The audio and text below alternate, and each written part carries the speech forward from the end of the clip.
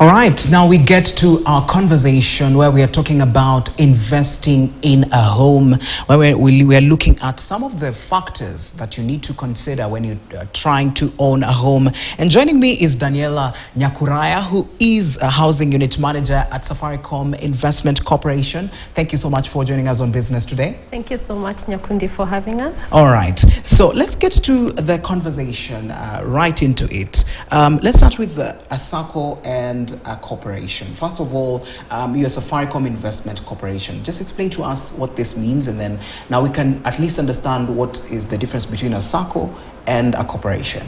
Thank you. We are Safaricom Investment Cooperative.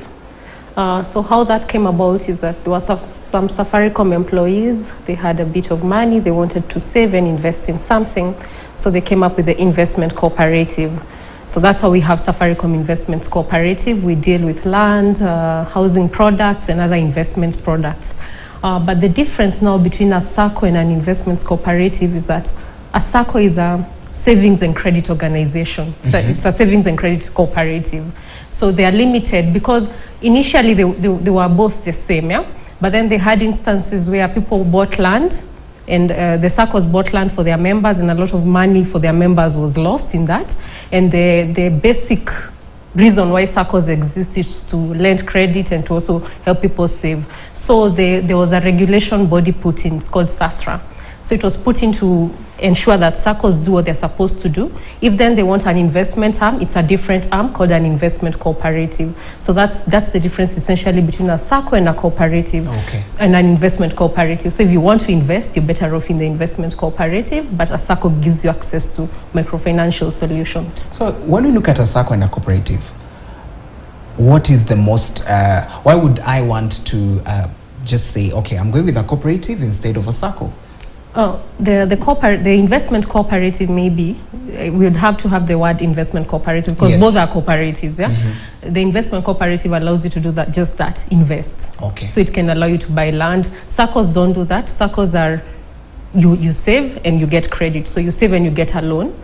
But investment cooperatives, you probably buy land through them. That's how you'll find that even for things like Safaricom, we have Safaricom SACCO and we have Safaricom Investment Cooperative because the government has regulated it in terms of that. So between choosing what you want to be in, whether it's a SACCO or an investment cooperative, it's essentially a question of what you want your money to do. Do you want to get access to money, or do you want to invest the money you would have? All right. Yeah. Now let's move on. For example, everyone says one day I would want to own a home. Yes. What goes into owning a home or investing in a home? And can anyone invest in a home, first of all?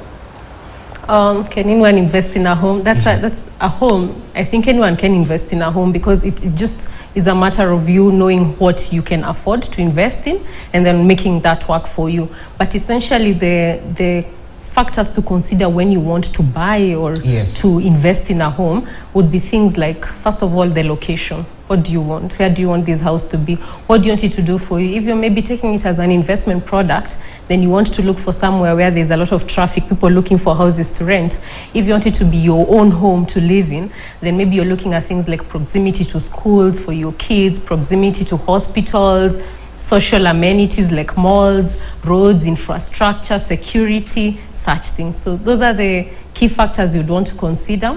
Another thing I think is important for someone to consider, especially for Kenya in this growing economy, is the government development frameworks. What's the government looking to do at that area? So let's say maybe you're looking for an investment unit.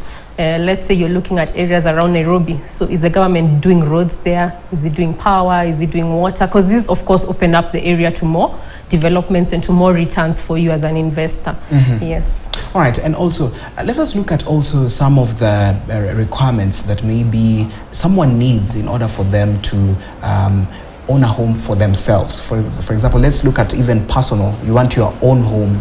What are some of the requirements? Can you say it has to be someone who is employed? It has to be someone who has a way of getting income? So just take us through this so that at least we can get to understand what it means when you say, okay, I want to own a home for myself.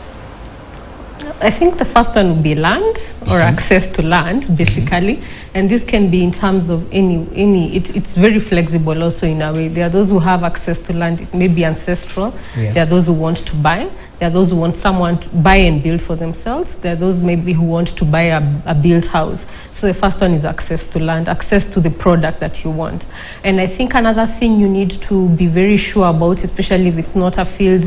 Of course, most homeowners are not in the business of building homes, yeah? It's something they are getting into with an end vision, yeah? Yes. So it's the due diligence you need to do on the back. So if you're maybe buying with someone, the cleanliness of their documents, whether they are registered, they've done this before, how often do they keep you updated? For example, for us at Safaricom Investments Cooperative, if you're in the business of selling land or maybe even doing a house, which you do both of for people, then we keep giving people updates. Like, you would know this is how much you're doing with your money, this is when you need to make the next payment, this is how much the construction has gone, these are the approvals we have with the government. So if you want to also check that with them, you can do that. And I think that also builds a lot of trust, even for you as a homeowner or someone who's looking to buy into a home, you get a lot of trust. So a lot of due diligence on your part is also required as a homeowner, and also getting into partnership with people who you know will deliver for you. Because that has been a major issue in real estate, where you buy into something, be it land, then you go there's no land, or maybe a house, off-plan houses, it takes 5 years to develop the house. So yeah, those are some of the issues there. All right, and also let's move on and look at the market, the space, the cooperative space, and what you've spoken about, especially when it comes to real estate. What would you say are the most products that people usually try to invest in, especially when you look at houses, when you look at real estate? What are many people these days buying into? Okay, that's a really good question, and I think also with where I'm coming from, the institution I work for, with Safaricom Investments, we have a wide range of products, so it allows you to also analyze the market. So there are many products people look to buy into. There may be there may be land for prospective buying, where someone buys land, they have no intention of building on it or developing it, they're just buying for it to accumulate in value and then sell it off.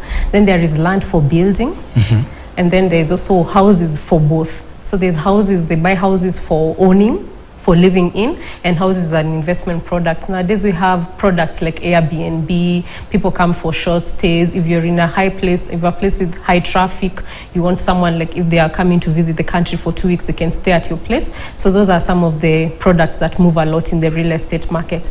I would also like to say that it depends also with where the person is, because you do notice maybe we may be buying land to build on, but then because of the amount of money we have in our pockets, we may go for different products. So there's also high-end products and low-end products, so maybe affordable products, and also maybe social products. So it's a balance of the whole myriad, and then you check what you can afford, so that you see which part fits for you. Yeah. And also, you had spoken about due diligence. Let's also look at due diligence, and first of all, the importance of due diligence. What is the importance, and how does it just contribute towards this whole idea?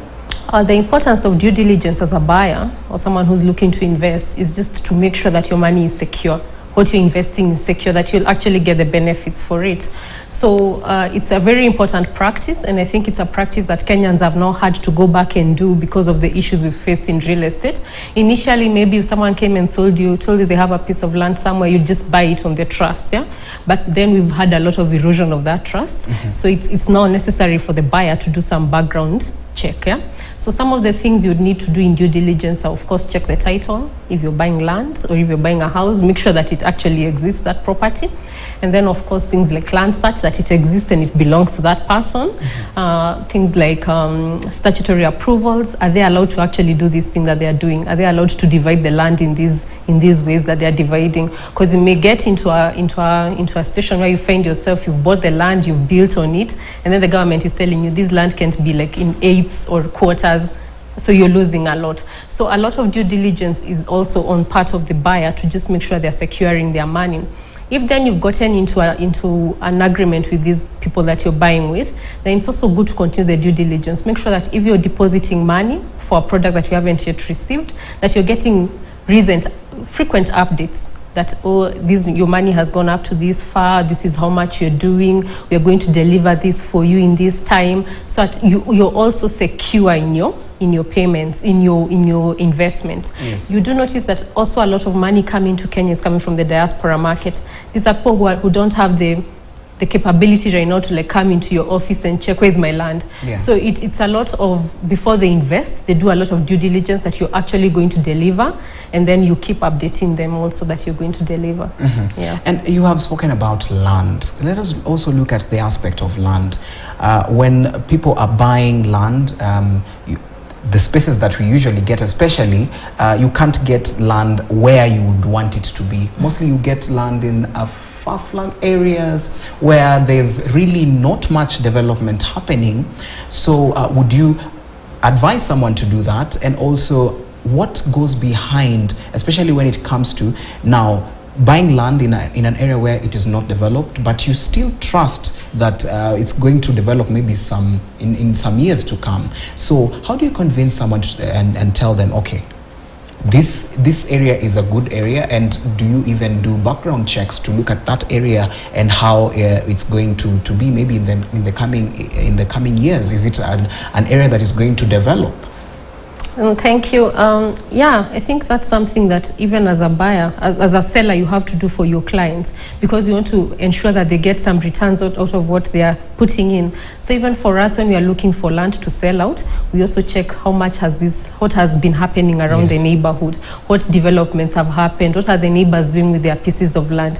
If no one has developed, then surely that would tell you that place won't develop in a while. So also you look at things like what I had mentioned earlier, what the government is doing for that area. So let's say if something is coming up, let's say like an university that has capability to open up an area in very many ways. So then such things also tell you that this place is ripe for something.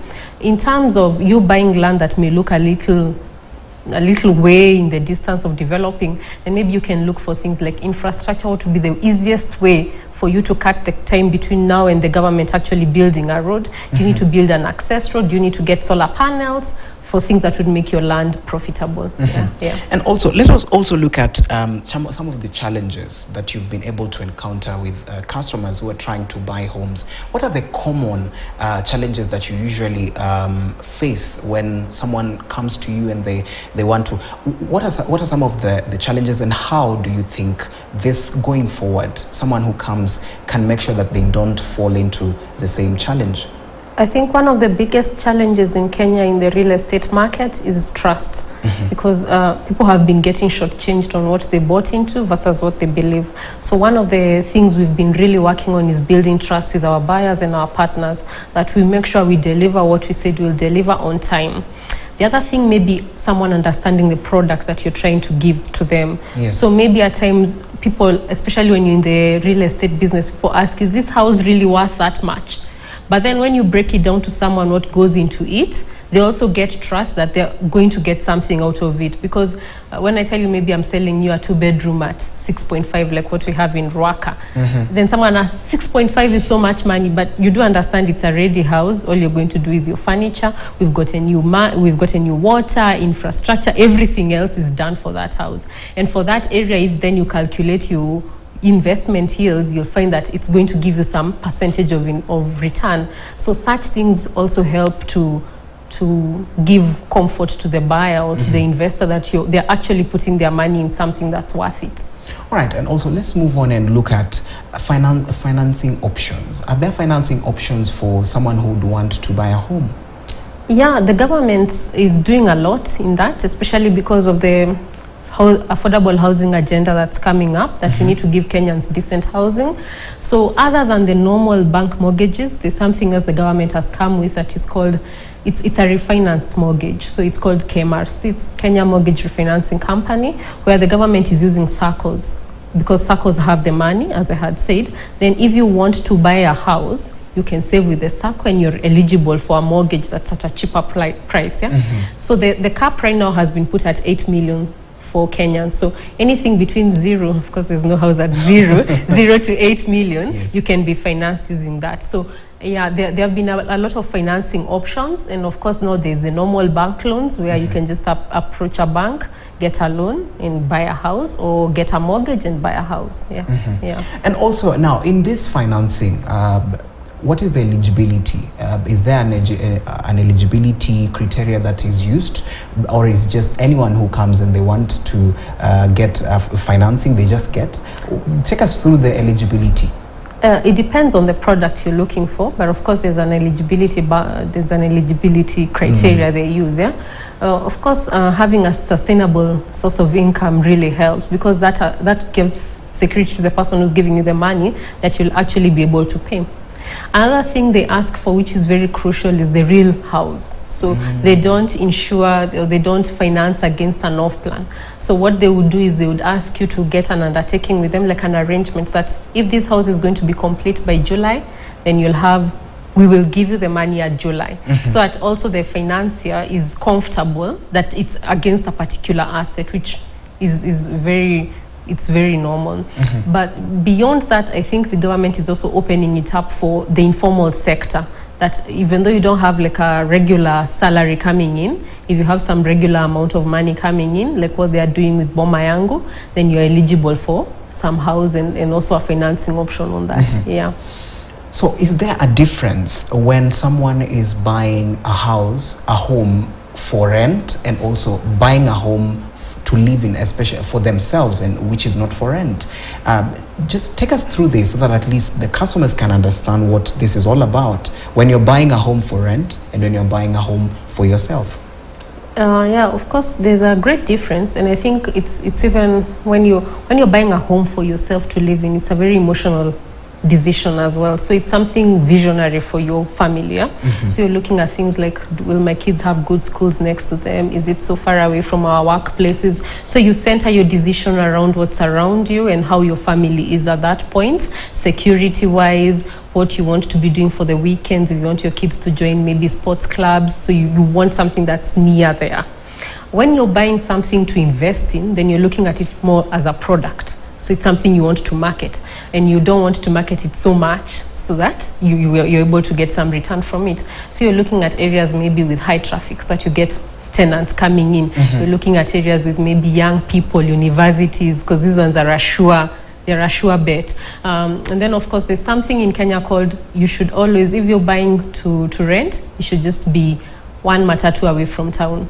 Because the normal person who rents mostly uses public means. So you don't want to rent and then they have to use 3 matatus to get home. So location is a really crucial issue when you're buying in both cases, but more so when you're buying to rent, because you want this thing to sell itself. Yes. So you're looking at areas where it's highly developed. There is a lot of people looking to live there, and it's really close to town, because that means that person can work there, can just run back home using one matatu, especially if they are the young people, they want to go out at night and still know that they can just take an easy Uber and get home. Yeah, so those are the crucial factors. All right, and finally, even as we wrap up this conversation, when the economy is at a crunch, like where we are right now, where prices are up, VAT is where it is, how does this affect? Does it have an effect on the cooperative sector, especially when it comes to investing? Does it affect the number of people who maybe want to come in and buy homes? What would you say? Yes, it has an effect. But then, because of course people are more cautious in what they spend on, because they don't have that much to spend in the first case. Yeah? But then what you have to do, or what you've done at SIC, is to make sure that we are really delivering a value for our clients. So you have to refine your products more. So let's say if you're just offering land, because guys, you have to convince them to buy your land more, or if it's just a house, then you do more. So if it's for land, you do for them a fence, you do for them access roads, you make sure there's security, there's some sort of master plan around, so they're buying into something valuable. If it's a house, then you're giving them more than just the house. You're giving them connectivity to like Wi-Fi, you're giving them generators. So it's actually also helped the market to get more quality for what buyers would buy in than if we were really liquid right now. Yeah. All right, thank you so much, Daniela. Thank you so much. We've come to the end of the show, and I believe I need to come and get a home, right? Please do. We have let me just say, we have the Miran residence, it's in Ruaka, and we have a show house ready, and it's actually been running on KTN, so you're welcome to come and visit. Okay, all right, there you have it. That is Daniela Nyakuraya, who is a housing unit manager at Safaricom Investment Corporation, speaking to us about you owning a home and what you need to do in order for you to become a home owner. All right, we've come to the end of business today. My name is Kelvin Nyakundi. Stick around. BUA KTN is coming up next.